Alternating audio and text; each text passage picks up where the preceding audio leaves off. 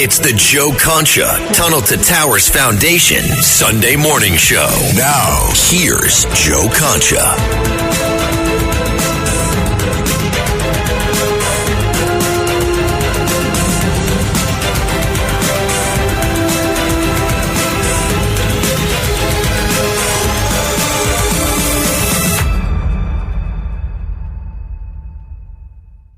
Something like 20 more weeks of the NFL to go. So enjoy the games today, even though New York is over at this point. 0-2, both teams.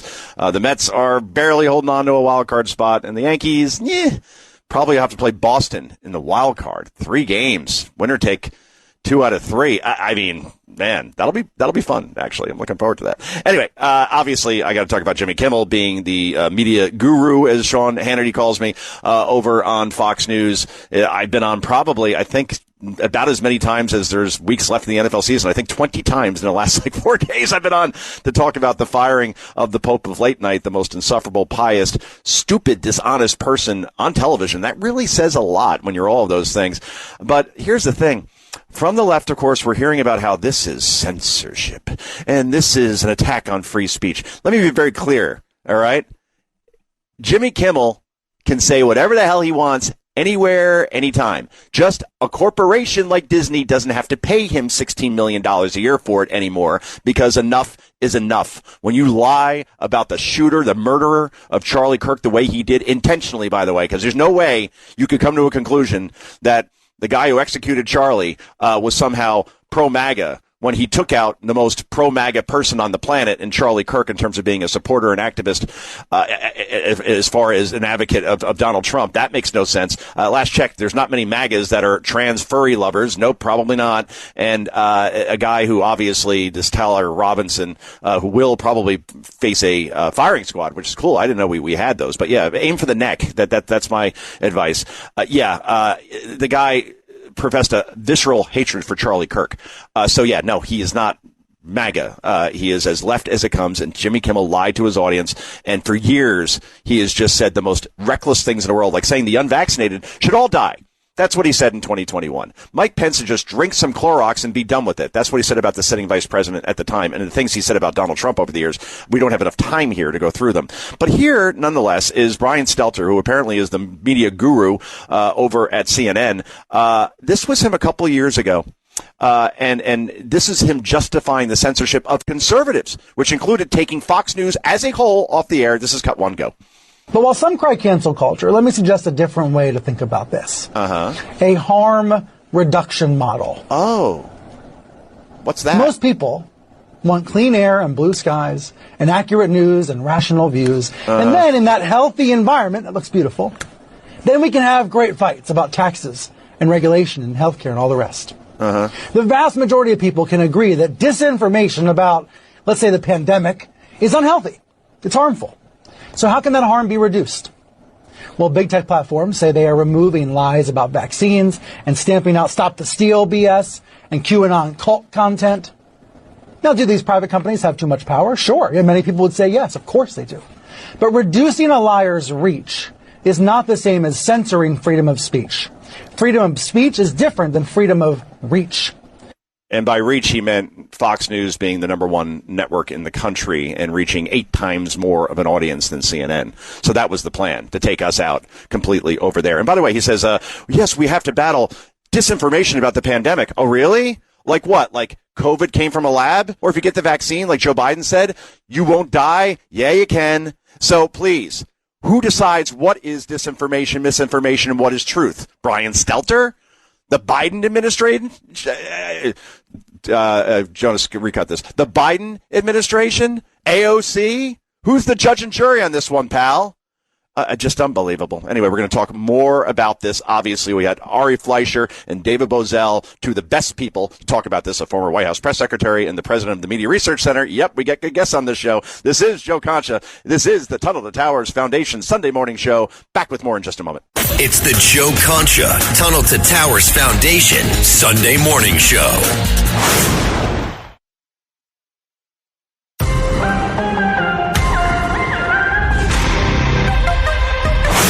It's the Joe Concha Tunnel to Towers Foundation Sunday morning show. Now, here's Joe Concha.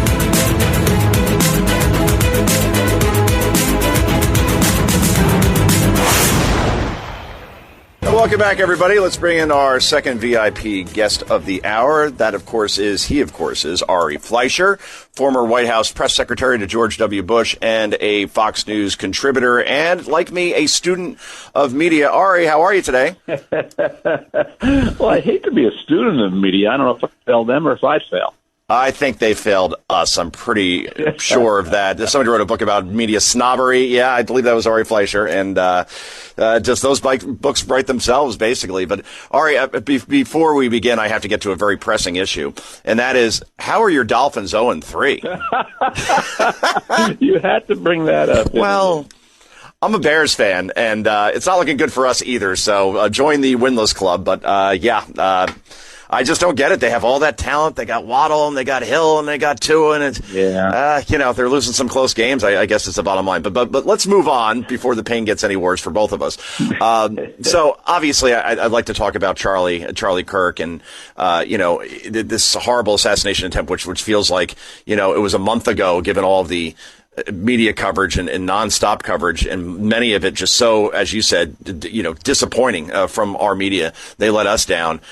What's the most egregious thing that you've seen as far as what the facts are and what the reality is in terms of what media is pushing as a false narrative? I'll offer up mine first just to get the conversation started. When Brian Stelter talks about how, this is censorship and, he's pro-free speech and pro-free press, this is the same guy that called cable companies just a couple of years ago, cable operators, asking how they could keep Fox News on the air, considering that we're pushing hate speech and misinformation. Like, not try to get one person off the air from Fox, one host, the whole network. So I just find the hypocrisy rich coming from the media and Democrats, considering that under Joe Biden, there was the government disinformation board or the Ministry of Truth. I just feel like they're purposely ignoring that little fact that they supported censorship just a couple of years ago. And by the way, Jimmy Kimmel being off the air is not censorship. I think it's a free market issue.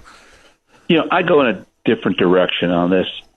I go right to whenever there is big breaking news of a political bent, the media's reaction is to go, Democrats are essentially the good people here and Republicans are the bad people. Right. You saw that from the moment Charlie was murdered and it emerged that his family were Republicans.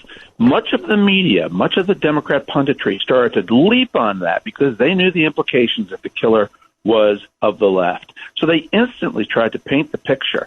He came from a Republican family, white, Utah, Republican family, having nothing to do with the shooter, but that's his mother and his father. And that was the original breaking news, the sense of which way this was going to go if you read the media. And I see it on constant stories. If this had been the other way around, and if a leading liberal had been assassinated, the media instantly would have gone into overdrive about Trump, MAGA, right wing. It's just their instincts. Their instincts are to protect the left and go after the right. Every story. It's so true because it's a reflex almost. Like we saw after Charlie was shot, and we didn't even know whether he was alive or dead. Matthew Dowd, for example, who was with ABC News for a very long time. Obviously, that's right. Did you work with him in the Bush administration? Sure. Yeah, sure. Matt worked on the 2000 campaign. I don't know what happened to him. Okay, so you knew him at least. That's 25 years ago, mind you. Do you think, to a certain extent, that Matthew Dowd, as you said, you work with him, reasonable guy, help get George W. Bush elected, and then goes to, well, after Charlie was shot, that, hateful words result in hateful actions, basically saying that Charlie deserved it because, again, I don't know what was hateful about Charlie Kirk's rhetoric, quite frankly. He probably reached across the aisle more than anybody I ever knew as far as debating people that disagreed with him and did it with a smile on his face, so I'm not sure where the hate came from. But to do that before we even knew, Yep. again, Charlie's condition. I just was just floored by that. And now, instead of apologizing for it, we're like, hey, because we've all done live TV thousands of times, and you can say something that you regret once in a while. But he doubles down on Substack and said, the right-wing mob came for me. I think, do you think it's performative to a certain extent, because that's what gets him on TV? In other words, if he's a reasonable former Bushy and a Republican, that doesn't get you on MSNBC and get you a contract with that network, or maybe it doesn't get you on the Bulwark, podcast. I think sometimes these guys are doing this because that's what keeps them in business and relevant. It goes back to what I said at the beginning of this, Joe. This is their reflex. This is their instinct. Their instinct is to immediately, regardless of the news, protect the Democrats, go after the Republicans. And I've also come to the conclusion, and this is a happy conclusion, that you and I, everybody knows how biased the media is. But I think now it's all backfiring. The Democrats and the liberals have a few safe havens left because they're losing the country. They're especially losing people who are doing the postgraduate degrees, college degrees, the rest of the country. So when the media, academia, doubles down on these issues, they rally to themselves. They rally in a narrow-minded, left-wing cul-de-sac where all they do is drive around in circles, protecting each other, talking to each other, protecting themselves, but forgetting that most of America doesn't live on that cul-de-sac. So they speak that same language. That's why campuses, faculty are so crazy liberal. They say these things, and then their friends, their coworkers, pat them on the back and say, that was great. The more outrageous, the more woke, the more left, the more anti-Trump, the more Trump's a fascist, Trump's a Nazi. They pat each other on the back, and they don't realize that most of America wants nothing to do with that cul-de-sac, and they're losing the country. That's the backfire. So they've got their safe havens, and MSNBC is certainly the capital of their safe haven, but they've lost the country. I wish we didn't work for the same network, because I would totally steal cul-de-sac and make it my own. But now, attribution. Ari Fleischer calls it a cul-de-sac. But yeah, that's a great analogy. And we're talking to Ari Fleischer, Fox News contributor, former press secretary to George W. Bush. Yeah, that's the thing. They all talk to each other. And I see it now. The mask has come off, right? When you look at all these people that considered themselves to be serious journalists that were holding truth to power, and then you see them on Substack or doing these podcasts from their kitchens, they've decided now, oh, wow, I don't have to pretend kind of to be in the middle anymore to be objective. That includes Don Lemon, John Harwood, who was a White House correspondent for two networks, right? Jim Acosta, who, such a big deal. I stand with Jim whenever he would take over a press conference to make it about himself. Chris Cillizza, Chuck Todd, Joy Reid, Tiffany Cross, Terry Moran, Jen Rubin, the conservative over at the Washington Post, Glenn Kessler, who apparently was a fact checker, who knew, Taylor Lorenz, and now Stephen Colbert and Jimmy Kimmel. But that's what they do. They go on these podcasts now, and they have each other on as guests, and it's probably the most boring thing I've ever seen because it's all one big echo chamber. But that's right. I think you're right, though. I think there is a correction here because all those people are now ex-cable news pundits or ex-columnists. It seems that, that the market is speaking once again and saying the ratings aren't there, the readership's not there, and we have to take out the trash. And that's the only way I could describe the journalism that these folks did over the last 2 or 3 decades. Yeah, Donald Trump ushered this era in, but this era began prior to Trump. The media breakdown began prior to him, and it's only accelerated under Trump. But it's the hatred. It's the hatred that has got the media caught up in the problem. And hatred is never good for anybody, for any reason, for anything. And they so hate Donald Trump. It's why they call him a Nazi. It's why they call him a fascist. It's why they're just instantly blame Republicans and rally around to protect Democrats, because they believe anything that advantages Trump has to be horrible for America. And that's where they're just on an isolated island. Trump won. He's the legitimate president. He deserves to have fair, neutral coverage. He doesn't get it. But thank goodness we're in a different era than we were when I was press secretary. When I was press secretary, the major media, New York Times, Washington Post, ABC, NBC, CBS, they mattered. We had to pay attention to them because there was no alternative. There was no social media yet. There was no conservative media outlets yet. The world has changed, and it's changed for the better from a conservative media point of view, because we now can talk to the American people without going through the filter of the left wing. And that filter was a rotten, terrible filter if you were a Republican. It was every day at work was an uphill fight because everybody was against us. And you look at the briefing rooms. When Obama was president, that briefing room was the easiest place to be for a press secretary. If you work for Trump, if you work for Bush, it's always been uphill. But it's changed now because of the advent of conservative media, because of the technological changes that allow us to get our news from different places, and because the American people have voted with their clickers, and they're not watching CNN and MSNBC as much anymore. Their ratings are way down. These late-night comedy shows. You know, Joe, I always got a kick out of the fact CNN would begin a lot of its morning shows on Monday talking about what Saturday Night Live talked about on Saturday night, as if anybody cared. But to the liberals who put on the news, what Saturday Night Live on Saturday said was news on Monday morning. That's how out of touch they are with the American people.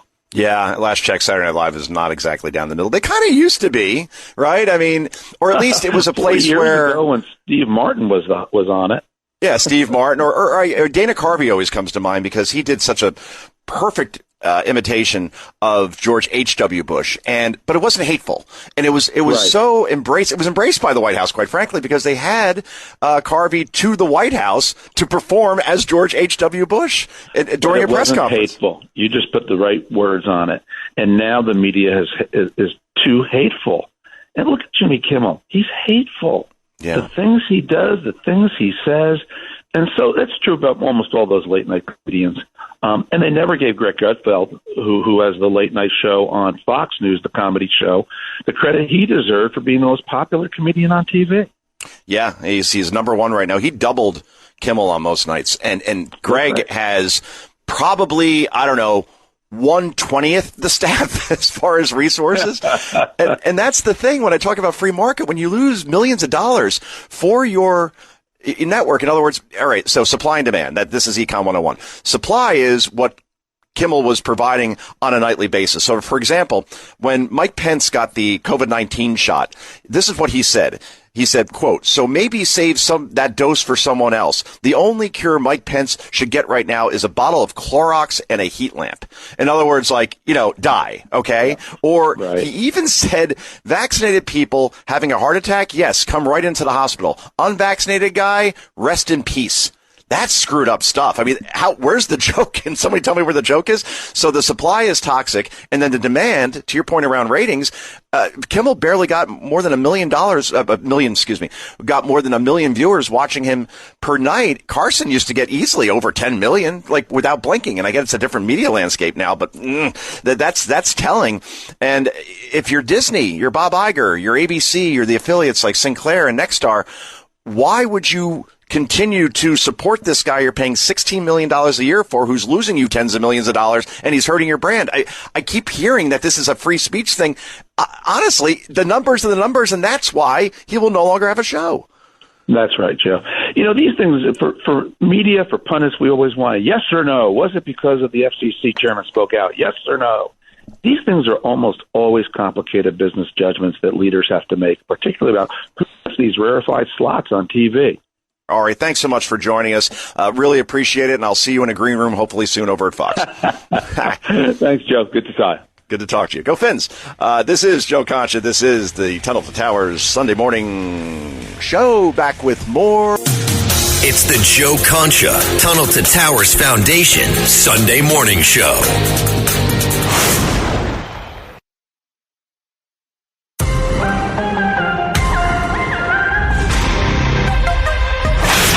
It's the Joe Concha Tunnel to Towers Foundation Sunday morning show. Now, here's Joe Concha.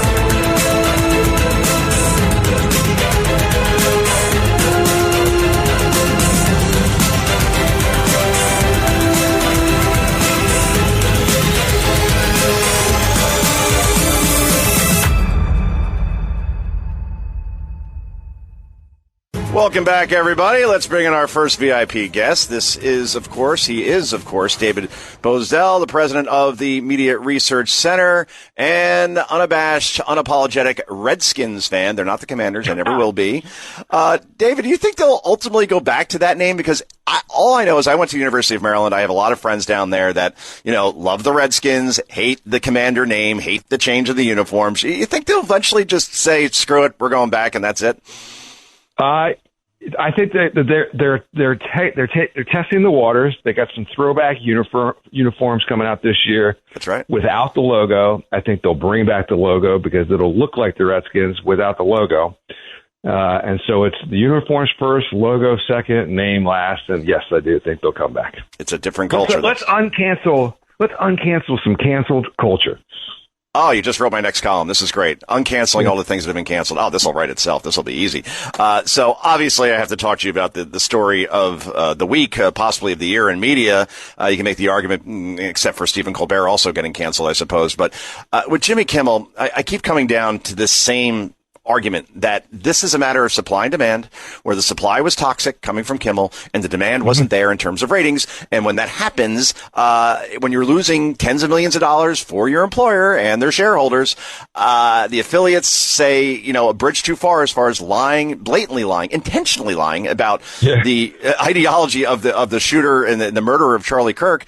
That earns you a termination, and he doesn't lose his free speech like we keep hearing everybody on CNN and MSNBC yelling about, because he could run the Substack and join Don Lemon and Joy Reid tomorrow if he wants and say whatever he wants. So free speech is alive and well. Just an employer's not going to give him all that money for his opinion anymore. Yeah, I mean, look, a charitable interpretation of what Kimmel said was that he was badly misinformed about what MAGA was up to last weekend. They were not trying to pretend as if the shooter had anything to do with MAGA. So he was woefully misinformed, or he lied. Now, there's an old adage in the old television business, which is to keep the affiliates happy. And people who work for affiliates have to go to junctions all across the country to keep the affiliates happy. Yes, Jimmy Kimmel has the freedom to say whatever the heck he wants, but he has to keep, from a business perspective, he has to keep the affiliates happy. And I know that's something that we've lost sight of in the social media streaming cable era, but in the broadcast lane, you got to do that. And if you are going to lie or just woefully misinform your audience and then be given the opportunity to correct the record, and then according to Hollywood Reporter, he wanted to go, instead of doing that, he wanted to double down on it. Yeah. Right? I mean, the affiliates really have no choice in the matter.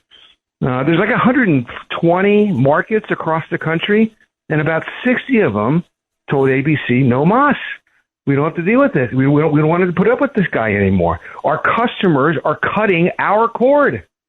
Right? And so they're in the cord preservation business. The broadcast lanes are. And so they don't want cord cutters.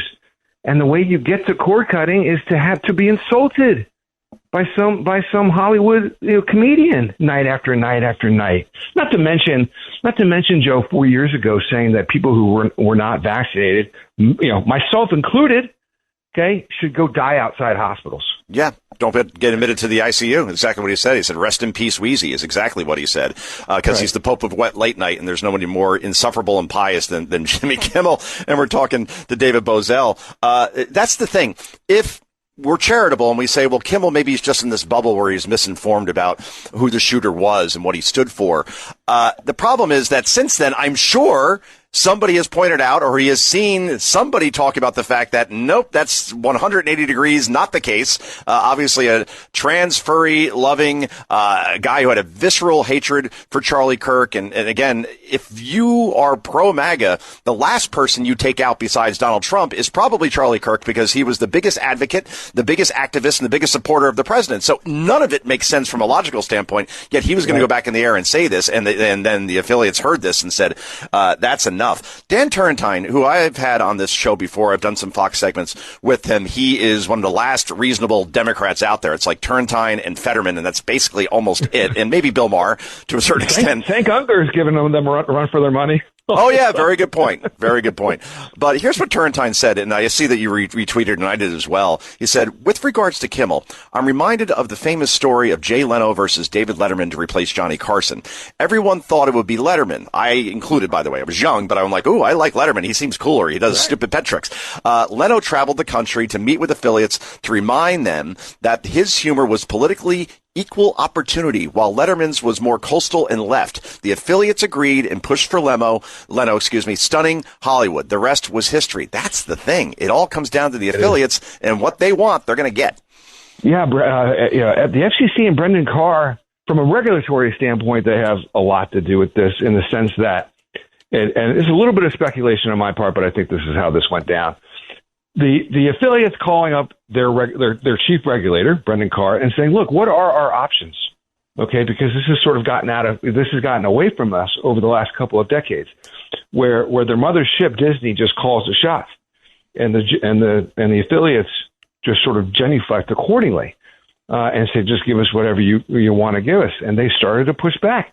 One of the things that the New York Times called me yesterday, USA Today, same thing this morning. Well, doesn't Jimmy Kimmel have a freedom of speech? Well, yes, he does. But so did the affiliates. Exactly. I mean, why does his freedom of speech trump theirs? And look, Dana Bash had Governor Cox on the Sunday before Kimmel went on the air and asked him all of this stuff. Not that MAGA needed to do what Kimmel was suggesting we were doing, because we didn't, because we knew. But Dana confirmed with the governor, among other interviews, that it was nothing of the sort, that he was a left-wing lunatic that had gotten involved in this romantic relationship with a transgender. All of this was widely reported. And Governor Cox said all of this would be outlined in the indictment on Tuesday. On Monday, Kimmel says what he says, and even so, that was scripted remarks. I know he's live, but I don't necessarily think that he is. Not as live as Saturday Night Live is. But if those are scripted remarks, written by a writing team. Well, I think, unfortunately, one of the writers is his wife, and they're written by a writing team, production teams, producers, everything, and they all thought this was good. And then to be given the opportunity to correct the record, which he, unlike Gutman from ABC, who had some deplorable comments of his own right, reporting on the indictment. But Gutman should not have apologized on Twitter at 6:30 in the morning. Okay, he should have gone on the air, which is where he made those offensive remarks. I said the same thing. That was such a weasel move, like 6:30 on an account that doesn't have a lot of followers. Whatever. And by the way, he didn't even really apologize. In other words, he said, "Oh, these were disgusting texts." That's funny because you said they were touching and riveting the day before that. Right. I mean, how does he have a job? I mean, seriously, I don't want everybody getting fired for one mistake, but this guy's been suspended twice already for bad reporting. So I don't know. I played baseball, 3 strikes and you're out. Right. Yeah, exactly right. And have the guts, as Charlie would, okay, if Charlie had made this kind of egregious mistake on the air or even off the air, he would go on the air to correct it and have the stones to go on the air to correct it. And Jimmy has a massive apparatus at his disposal to do exactly that. And here's the other point I'd like your audience to understand.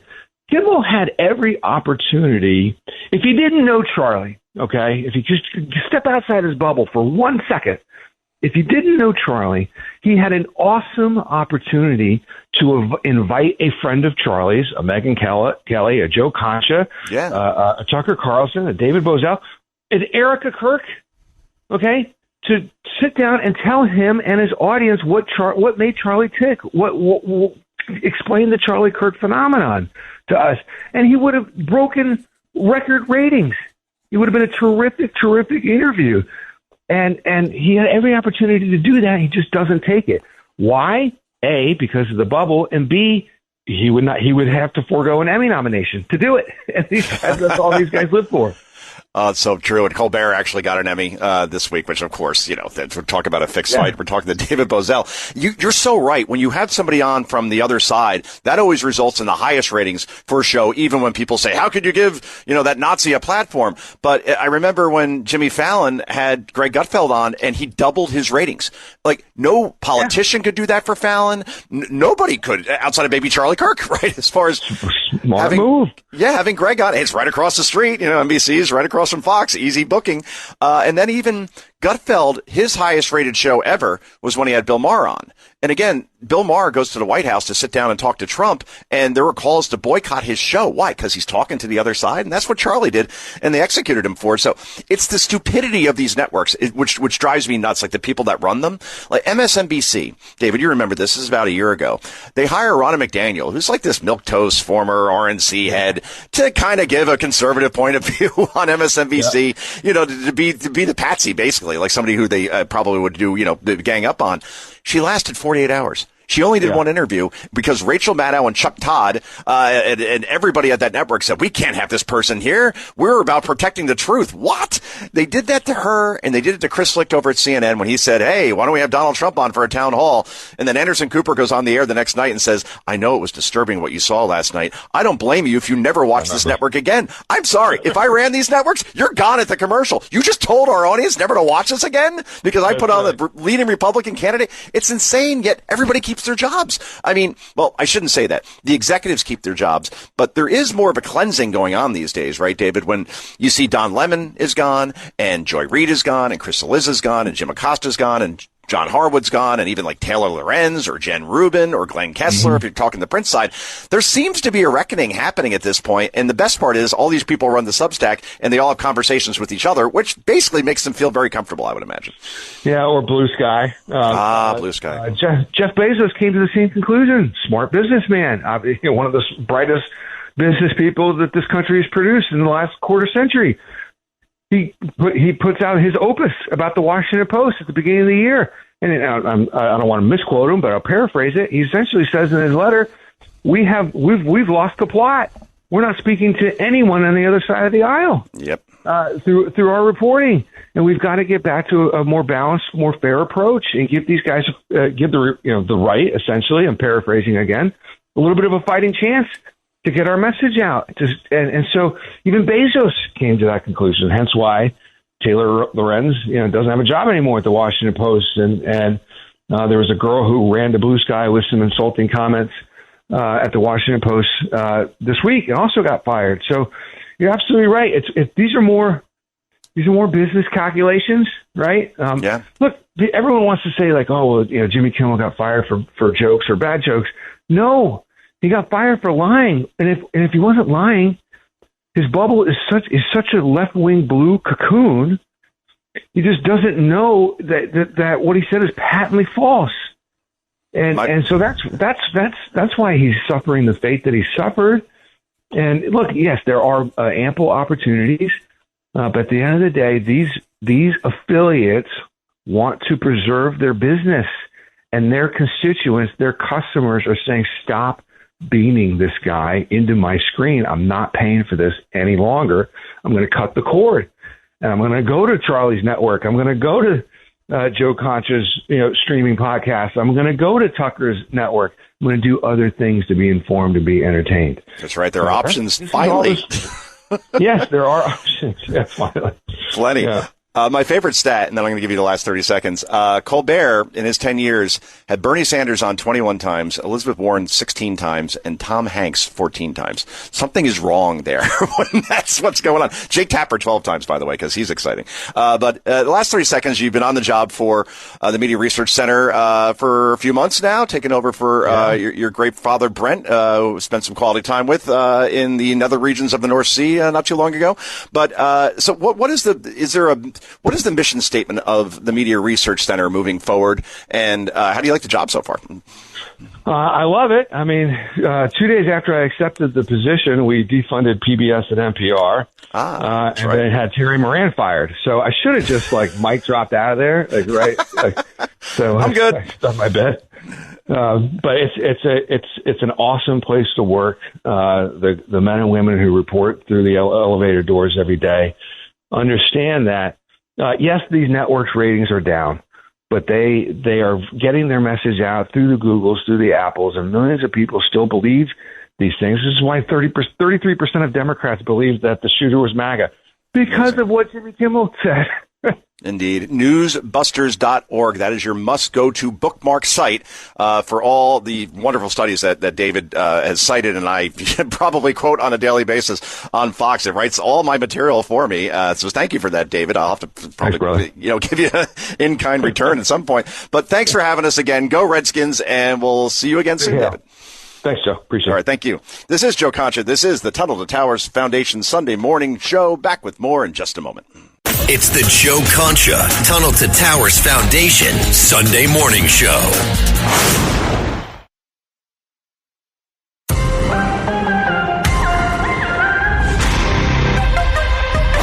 It's the Joe Concha Tunnel to Towers Foundation Sunday morning show. Now, here's Joe Concha.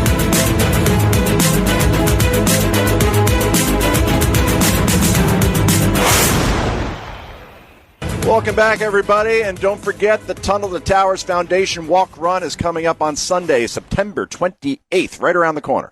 All of us here at Red Apple Audio Networks are encouraging our listeners to donate to our team. Please go to redappleaudionetworks.com/walk to donate. Please help us raise the most money for the amazing. Jonas, you have to recut that. Please help us raise the most money for the amazing Tunnel to Towers Foundation Walk Run.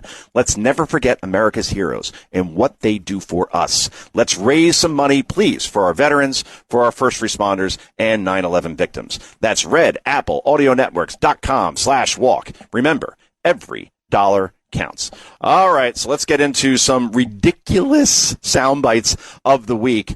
And the first one, I mentioned it before, but let's play it because you really have to hear this to believe it. This is cut 3, and Jimmy Kimmel wishing death on millions of Americans who decided, hey, maybe I don't have to get that COVID vaccine that didn't work. Cut 3, go.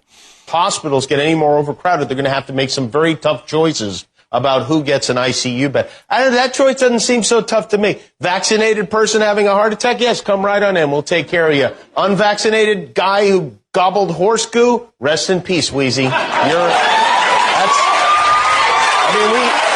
I don't know what's sicker about that. Kimmel wishing death upon all these people or, the crowd cheering.